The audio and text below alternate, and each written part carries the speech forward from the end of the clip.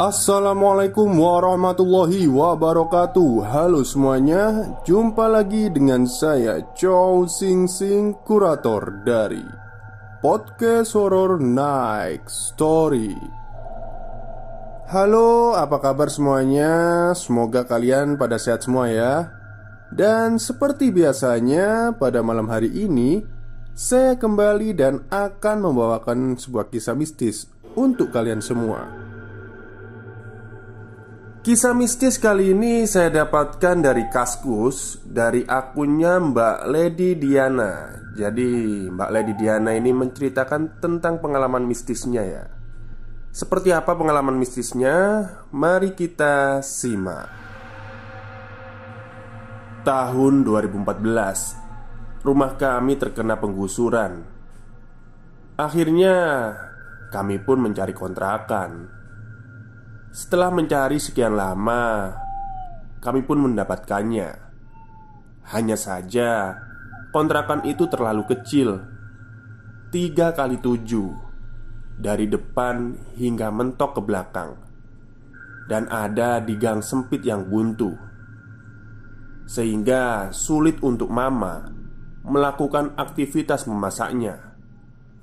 Dan juga perabotan yang begitu banyak makin membuat kontrakan ini penuh. Kebetulan adik bungsu bapak menawarkan untuk menjaga toko yang baru saja dibelinya. Jadilah kami hidup terpisah. Mama tinggal di toko bibi.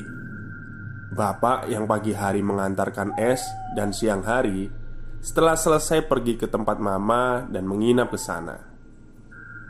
Ervina yang masih pertengahan semester tetap melanjutkan sekolah di sini. Hasan yang setelah lulus SMP melanjutkan sekolahnya di kampung dan tinggal dengan nenek kakeknya. Jadi di kontrakan hanya saya berdua dengan Ervina. Biasanya saat weekend, Ervina akan ikut bapak ke tempat mama dan menginap di sana. Karena saat itu saya sudah bekerja. Jadi Ervina selalu menghabiskan waktunya sendirian. Apalagi saat saya kebagian shift siang dan pulang tengah malam, bahkan jam 1 malam baru sampai rumah. Tapi dia selalu mengerti dan gak pernah mengeluh. Makanya saat saya libur, sebisa mungkin saya ajak dia jalan-jalan, sekedar pergi ke pasar malam dekat rumah dan jajan semua yang dia mau. Saat naik kelas 5 SD, Ervina pindah sekolah dan tinggal dengan mama. Dan saya sendiri masih dikontrakan dengan bapak yang masih mengirim es batu sampai siang. Tidak lama kemudian, toko milik bibi saya ini akhirnya dikontrak oleh bapak. Lalu karena saya berhenti dari pekerjaan, akhirnya saya pindah bergabung dengan keluarga saya. Dekat rumah ada pembangunan rusun untuk warga yang terkena relokasi dari daerah lain. Ervina sering sekali main ke sana bareng teman-temannya. Saat itu Hasan sudah lulus dan kembali ke Jakarta. Kontrakan yang kami tempati ini ada 2 lantai. Di bawah untuk toko, kamar mandi, dan dapur yang sempit. Di atas hanya ada 1 kamar dengan teras selebar 1 meter. Jadi saya, mama, Hasan, dan Ervina tidur di dalam, sementara bapak lebih suka tidur di teras. Jadi pintu kamar tidak pernah ditutup kecuali saat hujan. Menjelang Ramadan, saya dan bapak ditawari menjaga toko saudara karena dia hendak pulang kampung sampai lebaran. Jadilah saya dan bapak menjaga toko di daerah Jakarta Utara tersebut. Sehari setelah menjaga toko, bapak pulang untuk mengambil perlengkapan kami. Sebagai gantinya, Hasan datang untuk menemani saya. Namun tengah malam saya mendapatkan telepon kalau Ervina masuk rumah sakit dengan kondisi tidak sadarkan diri. Tentu saja saya dan Hasan kaget karena setahu kami dia itu sehat-sehat saja. Besoknya setelah saudara saya berangkat, bapak datang menjemput Hasan untuk menemaninya mencari rumah sakit lain, karena rumah sakit yang ditempati saat ini beralasan tidak ada kamar rawat. Karena Ervina berumur 11 tahun, sedangkan ruang rawat anak maksimal usia 9 tahun dan ruang rawat dewasa minimal 12 tahun. Saya nggak tahu apa memang benar ada peraturan begitu. Jadi, selama belum mendapatkan kamar, Ervina ditempatkan di ruang IGD. Sementara Hasan menemani bapak, saya menemani mama di rumah sakit. Mata mama sudah bengkak karena Ervina belum sadar juga. Artinya dia koma. Saya sebagai anak tertua selalu berusaha tenang karena kalau saya ikut nangis dan panik, siapa yang akan menenangkan mama saya? Ditambah lagi ruang IGD yang penuh dengan pasien dengan kondisi yang kritis, terutama pasien di sebelah yang hanya terpisah tirai, yang seorang supir kontainer sekarang sedang sekarat karena terjepit di antara dua kontainer saat sedang mengecek kondisi ban belakang kendaraannya. Sekilas saya dengar bahwa organ dalamnya rusak dan operasi pun belum tentu bisa menyelamatkan dia. Bercak darah yang saya lihat dan suara lirihnya yang parau karena kesakitan terdengar di telinga saya. Benar-benar membuat tidak tahan. Namun, tak sampai sehari akhirnya bapak supir menyerah dan menghembuskan nafas terakhirnya, diiringi isak tangis keluarganya. Saat masuk IGD, Ervina langsung menjalani scan secara menyeluruh. Namun tidak ada kejanggalan apapun. Semua kondisinya baik-baik saja. Dokter hanya mendiagnosis kemungkinan terjadinya infeksi saraf otak. Setelah berkeliling dan mendatangi sekitar belasan rumah sakit, bapak tidak mendapatkan satupun rumah sakit yang mau menerima karena kondisi Ervina yang sudah tidak sadarkan diri. Akhirnya rumah sakit yang ditempati Ervina pun mau tidak mau menerima Ervina dirawat di ruang rawat anak. Setelah itu pemeriksaan lengkap pun dilakukan. Namun tidak ada hasil penyakit sama sekali. Hanya gula darahnya yang sedikit tinggi. Karena saya tidak ada saat Ervina tidak sadarkan diri, saya pun meminta mama menceritakan kejadiannya. Cerita dibawa berdasarkan penuturan mama. Malam itu seperti biasa, setelah toko tutup, mama tidur berdua dengan Vina. Sementara bapak tetap tidur di teras karena lebih sejuk. Tengah malam bapak melakukan sholat malam seperti biasanya. Saat zikiran, bapak melihat Vina seperti terbangun. Vina memang sering terbangun tengah malam untuk minum. "Vina, bangun, mau minum?" tanya bapak. Tapi Vina hanya diam saja. Bapak jadi tak yakin, ini anak beneran bangun apa enggak. Karena kamar yang lumayan gelap dan hanya sinar lampu dari bawah sebagai sedikit penerangan, untuk memastikan, bapak akhirnya menyalakan lampu. Terkejutlah bapak yang melihat Vina yang menatap ke arah pintu di kakinya dengan mata melotot. Lalu pandangannya beralih ke atas sampai matanya hampir putih yang terlihat. Bapak pun langsung membangunkan mama. "Mah, ini Vina kenapa?" Mama yang bangun dengan kaget pun langsung menjerit melihat Vina. "Ya Allah, Vina, sadar nak." Mama mencoba menyadarkan diri dengan mengguncang-guncang tubuh Vina. Karena tak merespon, bapak menggendong Vina ke bawah untuk membawanya ke rumah sakit. Begitu sampai di bawah, tiba-tiba tubuh Vina kejang-kejang dengan begitu hebatnya. Mama yang sedang memeluk Vina bahkan hampir kewalahan dan pelukannya hampir terlepas. Mama sudah berteriak ketakutan karena badan Vina semakin dingin. Bapak meminta tolong kepada tetangga sebelah kami yang belum tidur untuk minta dicarikan taksi. Sementara bapak menggantikan mama memegangi Vina. Dengan bantuan beberapa tetangga, mereka membawa Vina ke depan gang dengan taksi yang sudah menunggu. Begitu masuk ke dalam taksi, tubuh Vina yang kejang-kejang langsung berhenti dan Vina langsung tak sadarkan diri. Tak lama kemudian, mereka sampai di rumah sakit. Kembali lagi ke rumah sakit.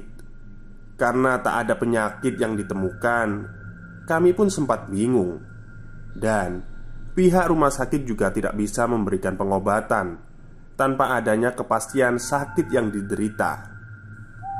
Hanya infus sebagai pencegah dehidrasi dan kekurangan nutrisi selama Vina tak sadarkan diri. Tak lama Babe datang untuk menengok. Seolah-olah sudah tahu apa yang terjadi. Babe datang dengan membawa sebotol aqua besar yang sudah dibacakan doa-doa. Vina sempat tersadar beberapa kali meski hanya menggerakkan kepalanya. Namun matanya tetap terpejam. Lalu Babe mengajak bapak bicara. "Anakmu ini gak sakit, tapi dia lagi dibawa pergi ke alam lain. Untungnya Vina ini kuat nolak, gak mau ikut. Jadi sempat beberapa kali gak sadar." Kagetlah bapak mendengarnya. "Kenapa bisa begitu, Kak? Di dekat rumahmu itu ada proyek pembangunan ya?" Bapak mengangguk mengiyakan. "Gara-gara proyek itulah makanya Vina jadi begini." "Maksudnya?" Bapak bingung karena tidak mengerti sama sekali. "Vina itu sering main ke sana kan? Nah, proyek itu orang pelaksananya pakai syarat-syarat tertentu. Salah satunya tumbal. Dan Vina lah yang mau diambil jadi tumbalnya." Bapak benar terkejut dan terpukul.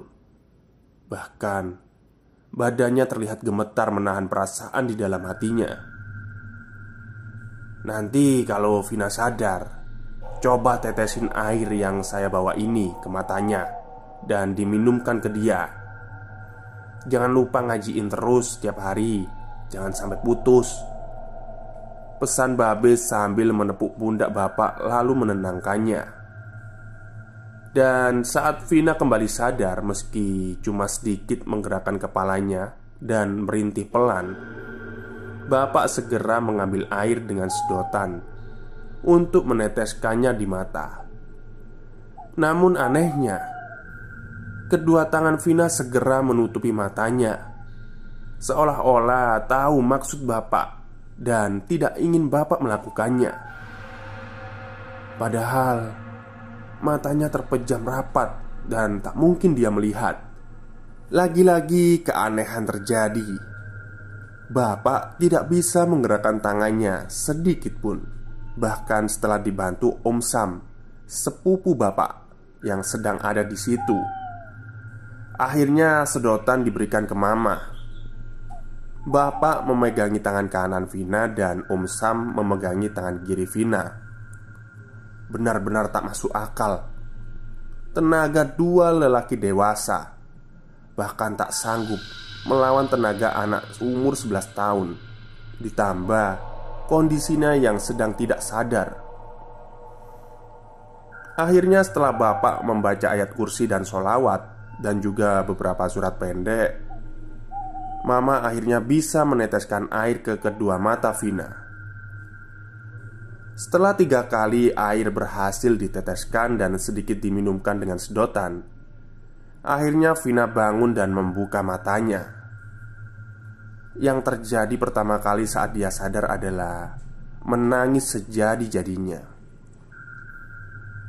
Setelah Vina sadar, dokter kembali melakukan pemeriksaan dan lagi-lagi hasilnya nihil. Pengobatan pun hanya sekedar pemulihan kondisi Vina yang lemas, berupa infus dan suntik antibiotik. Setelah sadar, Vina benar-benar tidak nampak seperti orang sakit. Bahkan nafsu makannya tidak berkurang sedikit pun. Dia selalu makan dengan lahap. Sampai-sampai keluarga pasien yang melihatnya heran. "Wah, Vina makannya enak banget ya, nggak susah. Anak saya susah banget makannya. Soalnya terasa pahit di mulutnya." Mama hanya tersenyum karena memang Vina aslinya nggak sakit apa-apa. Suatu hari iseng-iseng Mama bertanya kepada Vina, apa dia ingat apa yang terjadi kepadanya saat malam kejadian dia kejang-kejang waktu itu. Vina bilang dia ingat dengan jelas. Kan waktu itu Vina tidur, terus Vina bangun. Pas bangun, ada Mak W. Mak W itu almarhum ibu Mama. Nah, terus Mak W itu manggil Vina pakai tangannya kayak ngajakin pergi gitu. Vina nggak mau. Mak W-nya berubah jadi nenek-nenek rambutnya panjang, terus nutupin mukanya. Vina dipaksa ditarik-tarik, mah. Aku yang penasaran, tanpa sadar ikut duduk di ranjang Vina. Terus gimana, Dek? Tanyaku tak sabar. Terus kan Vina ditarik tuh, dibawa nggak tahu kemana jauh pokoknya. Pas sampai kayak di wilayah kerajaan gitu, Vina ketemu raja. Nenek-nenek itu membawa Vina ke depan rajanya. Vina mau dikasih ke rajanya. Vina takut, mah.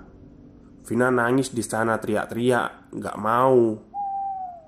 Vina nggak mau terus akhirnya lari, tapi dikejar sama mereka. Sekarang, suara Vina ikut bergetar, seperti menahan rasa takut dan tangis yang masih dirasakannya. Namun dia tak berhenti bercerita. Pas Vina lagi dikejar, tahu-tahu babe datang kayak naik kuda gitu. Vina ditarik terus dibawa pergi sama babe. Terus tahu-tahu Vina bangun lihat mama sama bapak sama Mbak Nana juga. Vina takut, mah. Takut dibawa lagi. Kini air matanya nyaris tumpah mengingat kembali kejadian yang tak masuk akal. Mama segera memeluk Vina untuk menenangkannya. Karena saudara dari pihak bapak memang banyak, begitu pula teman-teman bapak. Ditambah lagi bapak juga memegang jabatan di yayasan keagamaan, membuat kamar rawat inap yang ditempati Vina selalu ramai oleh orang-orang yang membesuk.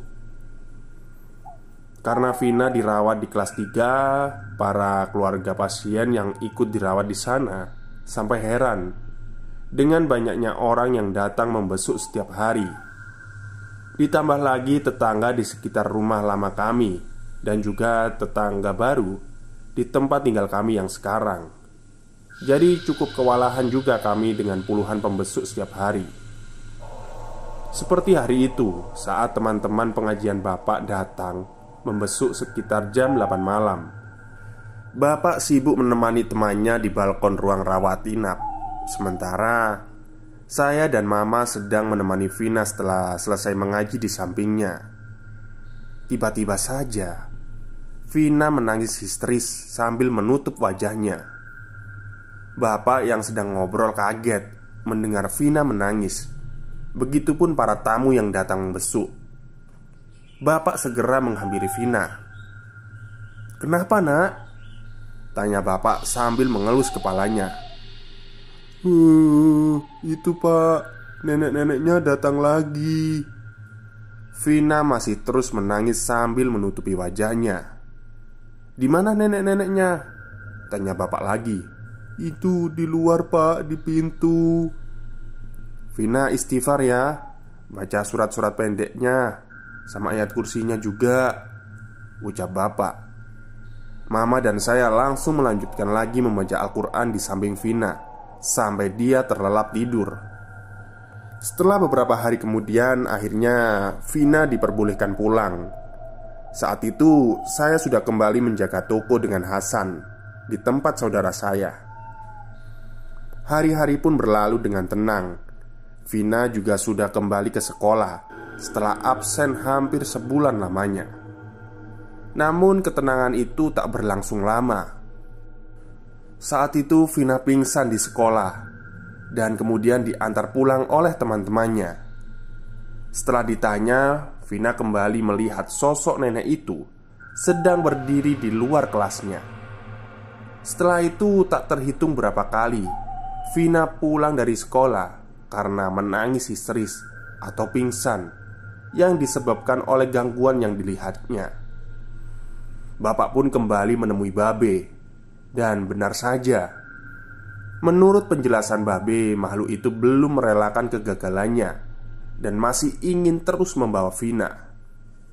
Setelah mengunjungi Babe, Bapak pulang membawa air doa yang Babe berikan. Air itu rutin diminumkan.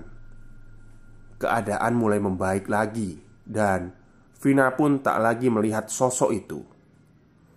Namun gangguan mulai berlanjut lagi saat bapak pulang kampung.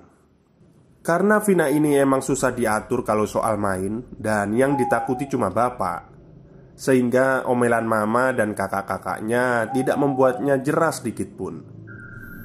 Jadi saat maghrib datang, dia itu kadang masih main, tapi entah di mana. Padahal saat ada bapak, maghrib sampai isya adalah waktunya mengaji. Dan meskipun sudah dilarang-larang, bahkan sampai dimarahi, dia itu masih curi-curi pergi ke dekat pembangunan proyek dengan teman-temannya. Entah hanya perasaan saya, ini memang berhubungan atau tidak. Setelah kejadian itu, sifat Vina menurut saya berubah jauh. Dia jadi sangat keras kepala dan sulit diatur. Dan hanya menurut saat ada bapak. Akhirnya suatu malam, tiba-tiba tubuh Vina menggigil dan mengeluarkan keringat dingin. Tak lama, dia menangis histeris karena nenek rambut panjang itu datang dan berdiri di dekat kakinya. Tak ada orang lain yang bisa melihatnya, padahal kami di sampingnya waktu itu. Dia terus menangis dan memeluk mama. Kami pun mengaji di sampingnya sampai dia tenang. Nah kan, ini jadinya kalau kamu gak dengerin apa kata orang tua, kata mama. Setelah sholat gak boleh ditinggalin. Terus maghrib itu jangan main di luar, tapi diem di rumah sholat terus ngaji, biar Vina dilindungin oleh Allah. Kalau Vinanya bandel, nanti setannya bakal datang terus. Vina mau? Vina hanya menggeleng sambil sesenggukan. Makanya mulai sekarang yang rajin sholat sama ngajinya, lanjut mama sambil terus memeluk Vina. Saya pun tak ketinggalan ikut bicara. Terus kamu jangan main ke proyek lagi. Nanti setannya nyulik kamu di sana, terus dibawa sama badan-badannya. Gimana? Kamu mau hilang di bawah setan? Anak yang diculik wewe gombel aja belum tentu balik, apalagi diculik sama setan begituan. Nanti kamu dipenjarain sama rajanya, terus dijadiin budak di sana, disiksa, kataku dengan nada menakut-nakuti, karena memang sudah gemes melihat kenakalannya.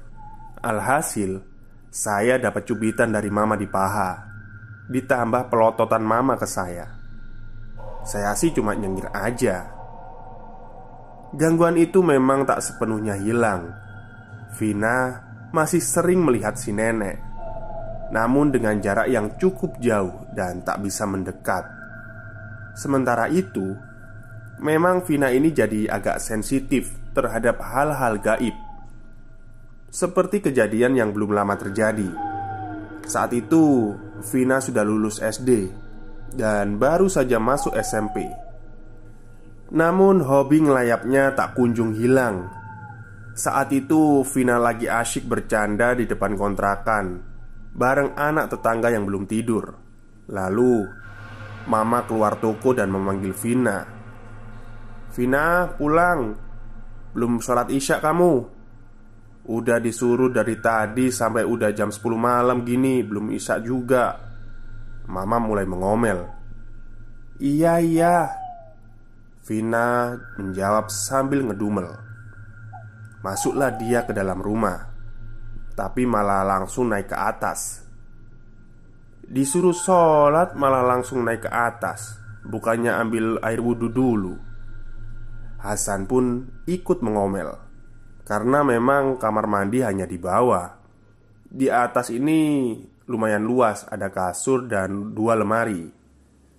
Awalnya tangga ada di tengah dan jadi sekat untuk kamar, namun dibongkar oleh bapak dan tangga dipindah ke pojok.